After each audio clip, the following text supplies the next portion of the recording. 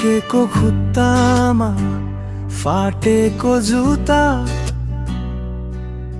जिन्दगीले लेखेको कथा। कति सहन्छौ हजुरका पाइला, तिम्रो मुटु बोल्दैन र।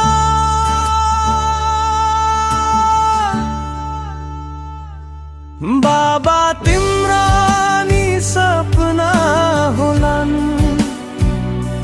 कति दबायौ ती चाहना होलान्।